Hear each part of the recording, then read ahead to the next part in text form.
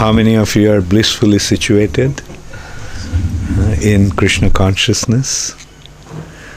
Yes, material nature is a place of suffering, and Krishna consciousness is meant to take us to the region of ecstasy. Not only happiness, but the region of joy.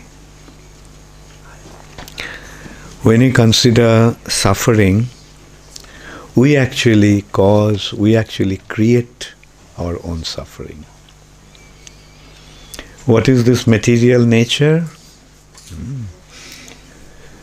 Material nature is the place that Krishna created for those who wanted to reject Krishna and be on their own.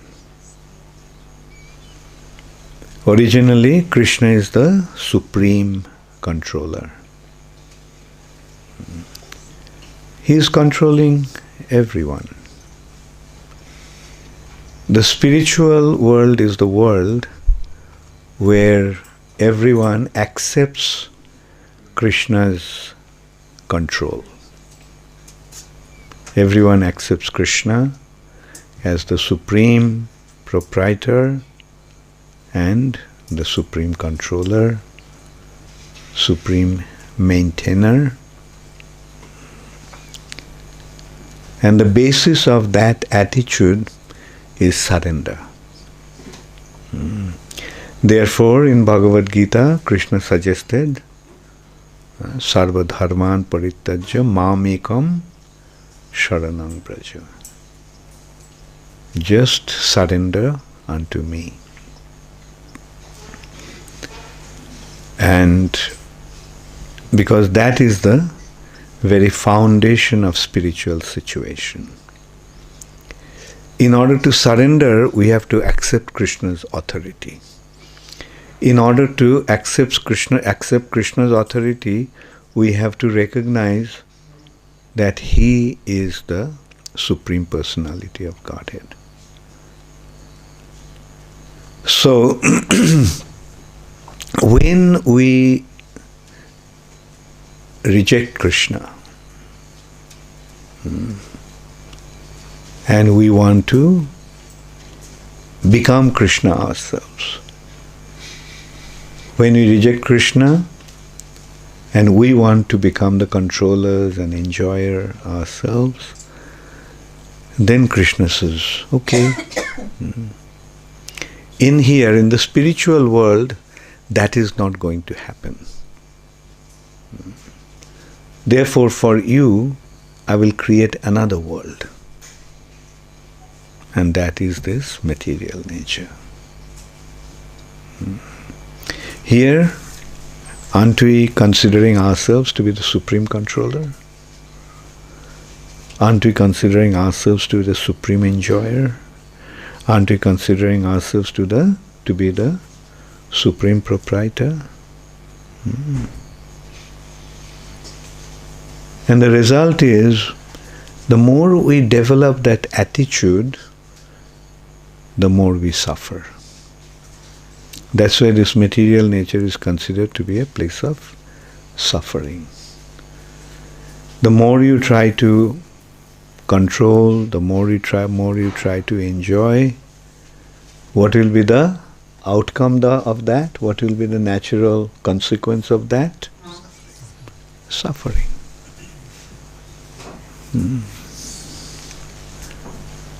On the other hand, even here, if we surrender to Krishna, then the whole scenario actually changes.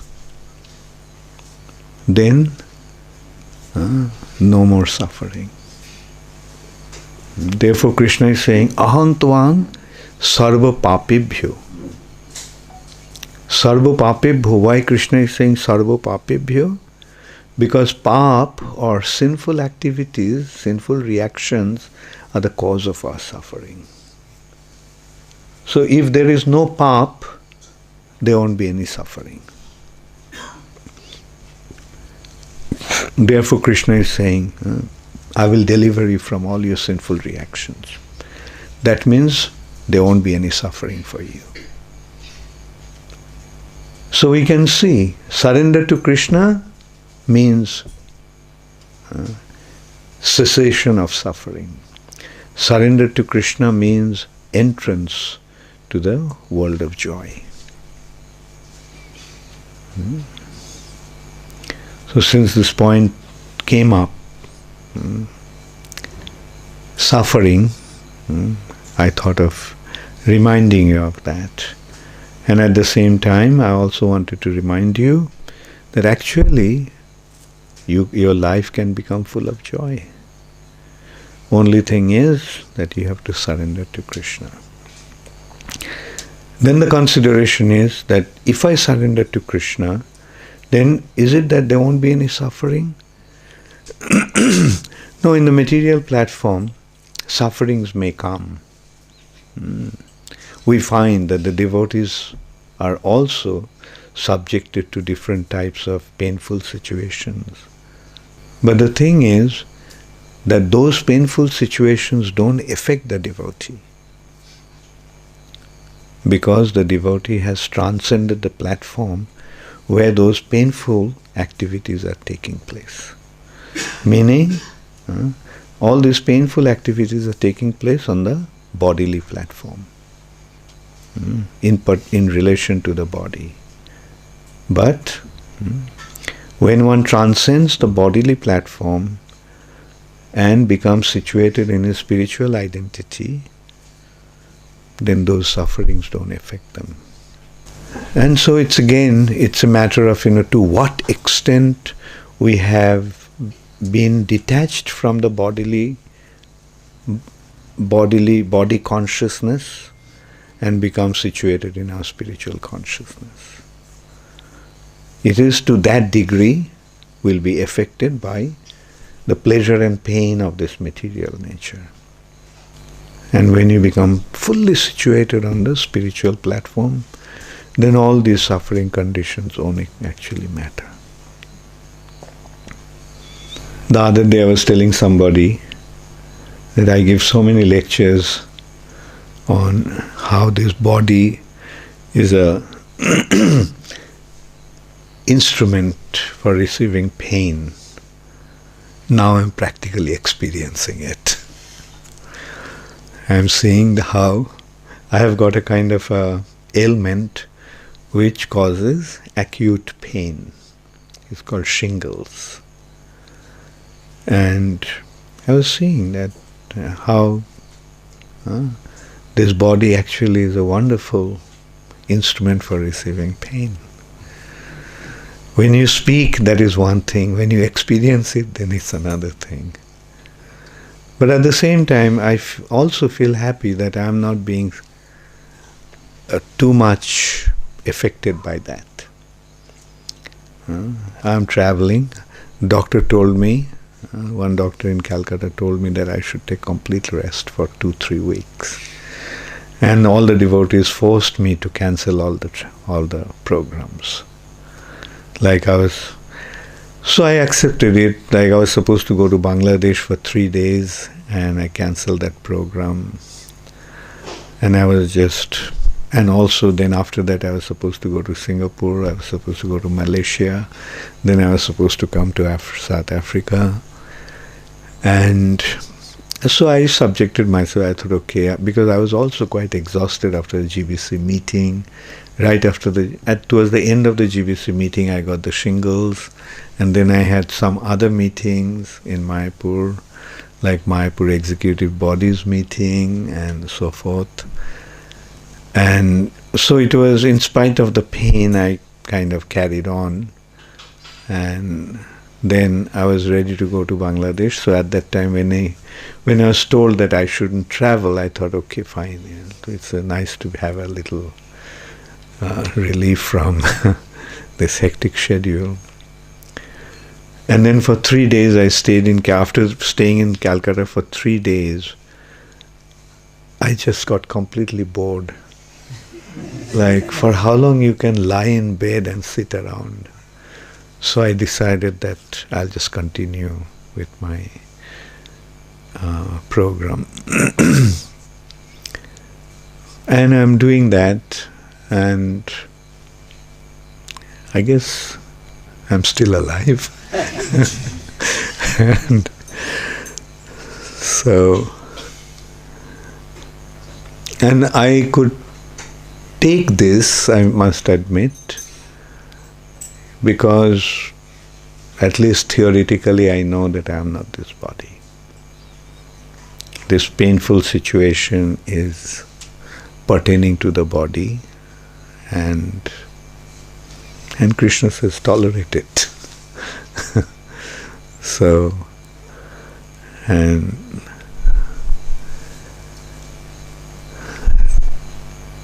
Jagadananda was asking how many doctors had seen me. I didn't even remember who saw which doctor. Then Krishna Kishore reminded me that one of my disciples in Calcutta actually treated me. And she's the one who insisted that I stop traveling.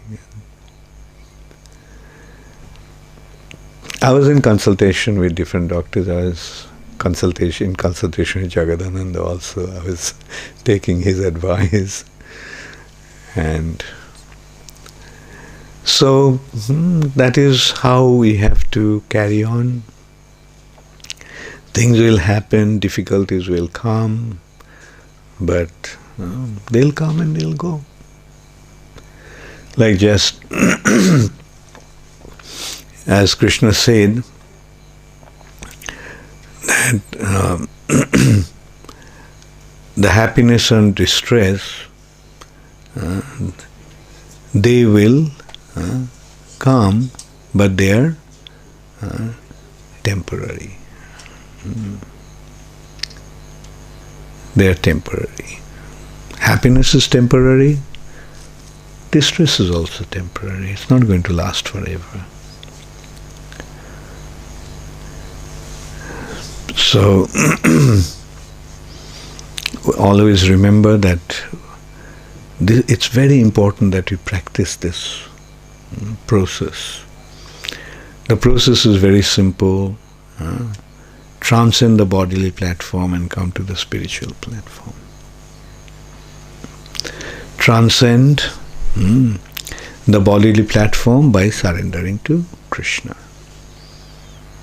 And surrendering to Krishna means using the body in serving Krishna. Using the body in serving Krishna's mission. Prabhupada's mission. Prabhupada wants us to preach. So, to whatever extent we can, we should go out and preach. One of the main reasons why I came to South Africa this time is because there's a program tomorrow. The title of the program, Sri Hari, is History of Historic Healing. Historic Healing. Say it louder. I think it says Historic Healing on the invitation. No, racial discrimination actually. Is Anuradha there? Oh, I think they're working on that, yeah. Anyway, whatever it is, it's to deal with racial discrimination. But the title of the program is Healing Historic Divisions. Oh, healing historic divisions, yeah. Towards racial harmony. Towards racial harmony. Yeah, healing historic division towards racial harmony. We are discussing about that, and one devotee actually wanted to meet me, and so he contacted Hemanga, and Hemanga couldn't actually give him any time because there was no time actually today. But then he wrote to me. It's a very well-meaning devotee. And the basis, the essence of what he was saying is that in our temples there is acute racial discrimination. I was aware of that also because some devotees, some black-bodied devotees also complained to me. And it is not just the temple devotees. This attitude is also being harbored or displayed even by our congregation. Like, and he actually warned me, that's why I say that he's actually well-meaning, because his concern was that if in that meeting, if in that conference, somebody points out that you are speaking about racial harmony, but your own institution, there is such acute racial discrimination, then where do we stand? So anyway, we are discussing about that. And in that respect, today I'll be very frank and I will tell you all something. And I will expect that as your spiritual master, you will take these instructions to heart. Charity begins at home. I may not be able to change the entire South Africa, but I may try to change the attitude of a group that are actually close to me, that are willing to listen to me. I will start with one experience I had. Once I was talking to one minister from Mauritius, and he was telling me the attitude that he noticed during a flight from Mauritius to South Africa of certain Indian gentleman towards the black passenger who was sitting next to him. That was a long time ago, not recently. And he's a very, he's a minister, he was, coming from a very cultured background, he was educated in England, and so he at that time actually made one statement that the Indians are the worst snobs. That's why I said that I'm being very frank with you all. And I'm speaking from my own experience. He said that the Indians are the worst snobs. Do you know what it means? Who doesn't understand what it means? Okay, everyone understands it. No? Oh, you didn't understand the word. What's the meaning of the word snob? Snob? Huh? Haughty. Okay, haughty. What's the meaning of the word haughty?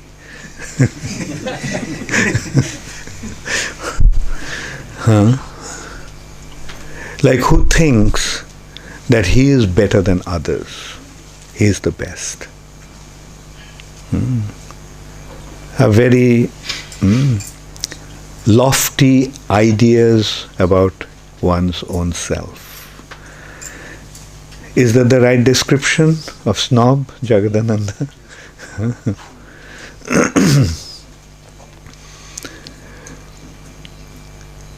Let's go back to India. You know the caste system in India.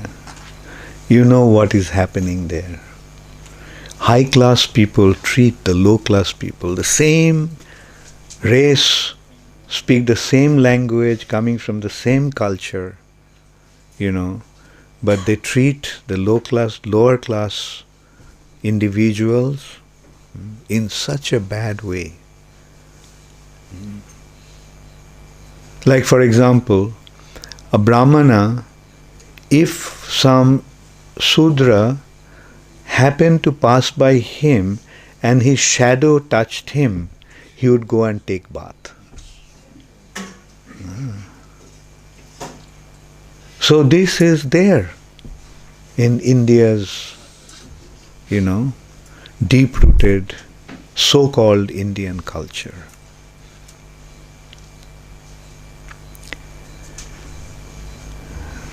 So, I don't know the attitude of the Indians towards the Africans here so much because I don't really practically experience it so much. But I get to hear, just as today I became aware of it through this email.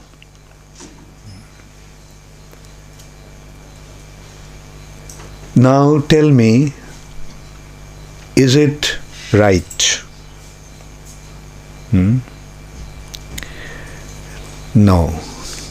Why this kind of things happen? Why does one develop this kind of attitude? Why does one develop this kind of attitude? Because of the body consciousness. When you remain in the body consciousness, when you think that this body is everything, then we try to see everything in the light of this bodily designation.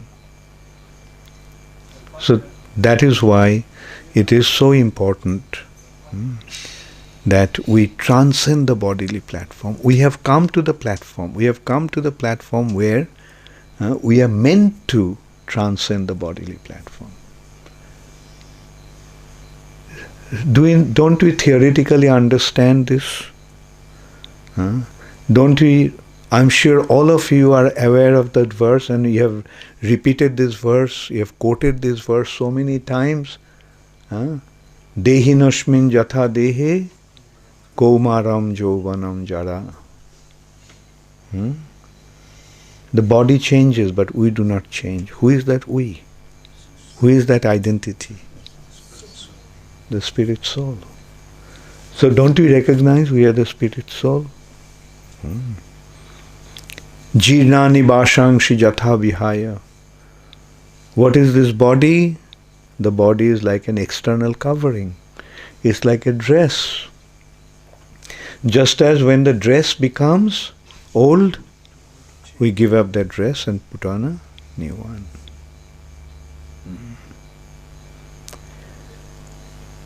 So we have to transcend the bodily platform. I'm saying this, I'm speaking about this attitude. Most probably, most of you don't really do that. I know many of you, the way you treat your African subordinates, African maids and things, I have seen like many of you treat them so nicely. I have seen, I often used to stay in Jagadananda's house and I used to see how Jagadananda and Jayashree used to treat their maids like a member of the family. So it's not that all of you do that, but I'm just making this point to you because I feel it's my responsibility to make you aware and develop a certain attitude. What's happening? What's happening? Why are you moving around? I'm giving a lecture and you're... There's an emergency dealing with it. Oh, what happened? I'd rather speak to Oh. I'm sorry about that.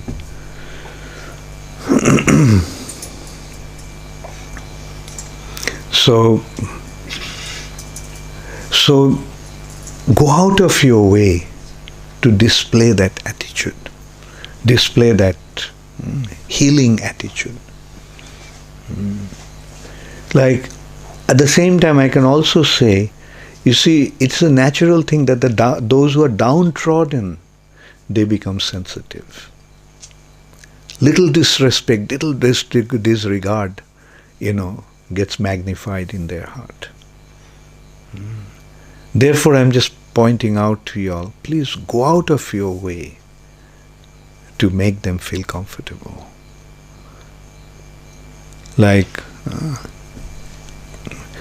you are seeing South African situation is becoming so critical.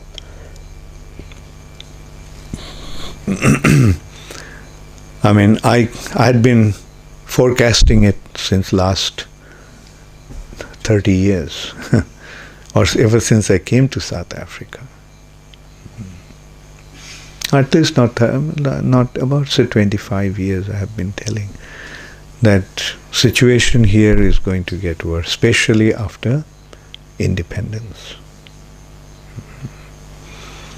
Things were quite prosperous, quite nice.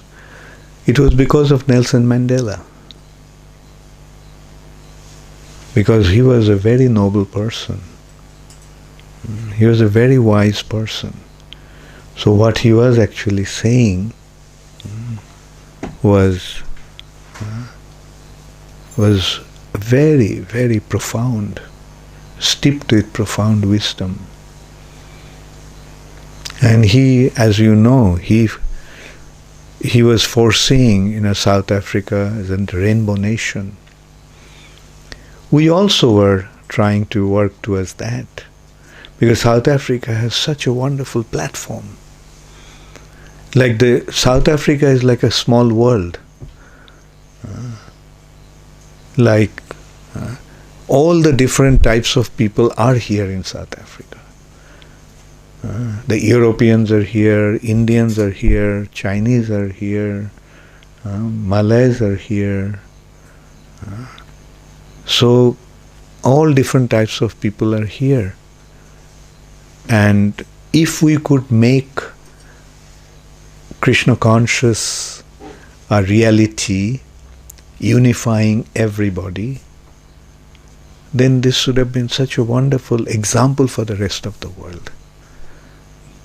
And with that understanding, we are trying to work towards, but unfortunately it didn't happen. But for Krishna consciousness, South Africa is such a wonderful field. If we could unify everybody here, then we could go to the world and say, look, this is the place. Just as Prabhupada used to say that in ISKCON there are Christians, there are Jews, there are Hindus, there are Muslims, people from all different religious denominations have come and they're living peacefully. So we could take it even further and make all different kinds of people from different colors and different creeds could get together. And Krishna consciousness can very easily do that, because our real unity, when it takes place in the platform of spirit soul, where we all are equal, we all are similar, it's so easy to become united.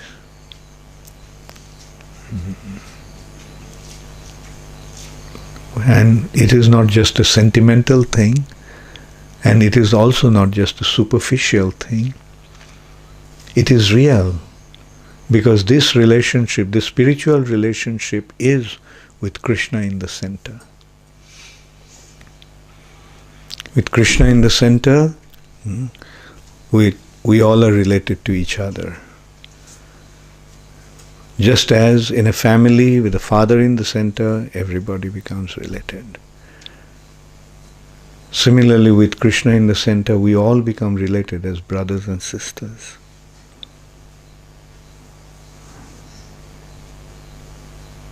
And that is the real spiritual platform. So we have two domains, two realms, material realm, spiritual realm. When you remain in the material platform, when we act with our bodily identification, our material identification, then divisions and differences start. And it keeps growing. The more materialistic we become, more divided we'll become. Because then on the bodily platform we are seeing so many differences. Ultimately, I am different from all of you.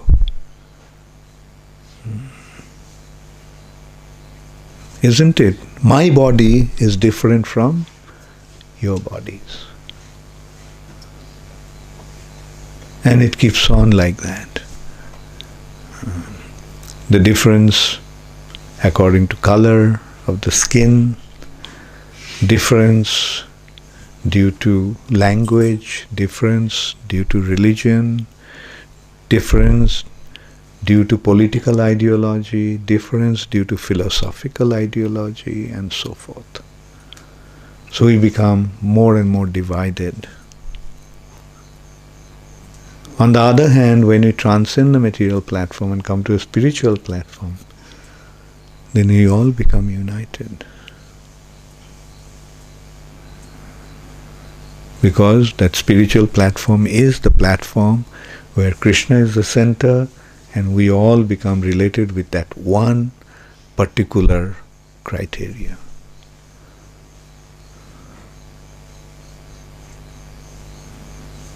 With Krishna in this, the solution is that the real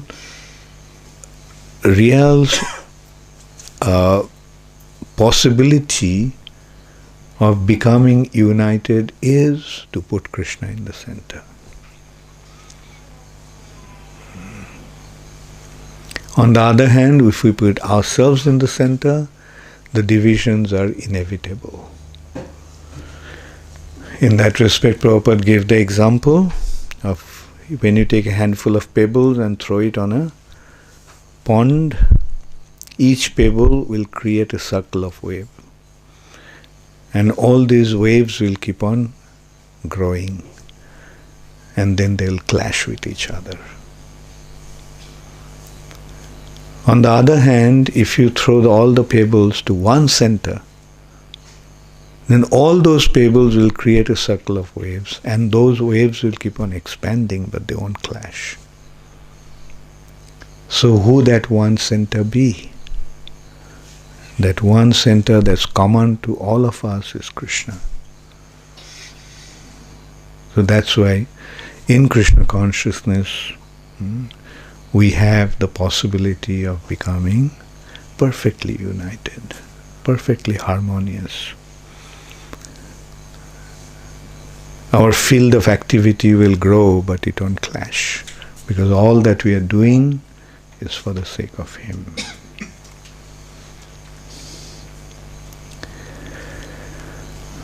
So, was I too heavy today? Does anybody have anything to say? Question or comment? Yes? You mentioned about transcending the body, so the means of that would be tolerance. So Yeah. in this process, what can be applied to uplift our thinking in terms of embracing everyone equally?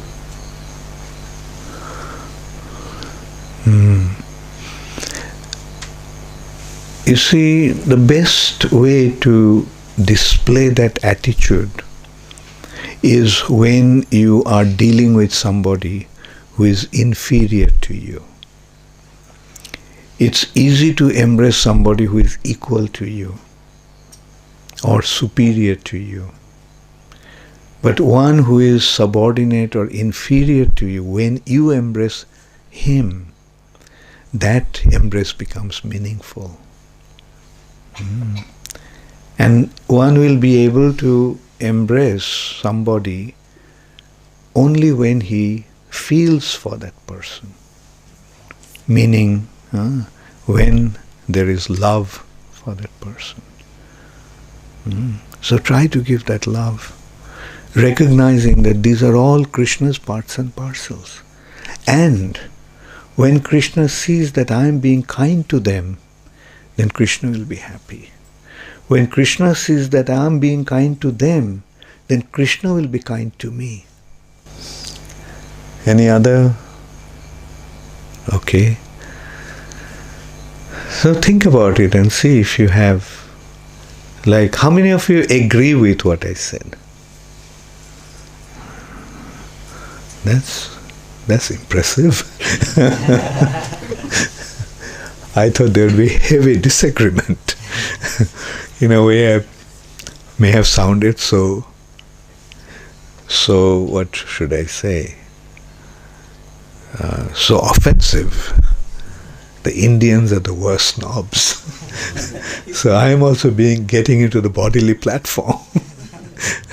But I am saying it because we are addressing ourselves, trying to recognize our own shortcomings, our own defects. So be kind to others, be compassionate towards others. Especially, as I said, those who need your help, those who need your kindness, those who need your mercy. Be nice to them instead of exploiting them. The general material tendency is to exploit. Those who are subordinate, we tend to exploit. And difficulties will be there. Like, we have so many wonderful examples. We have the examples of Haridas Thakur. See how much he tolerated. We have the example of Jesus Christ. How much he tolerated for the welfare of others. Thank you all very much. Hare Krishna. All glories to Srila Prabhupada. Gaur Premanande. Hari Hari.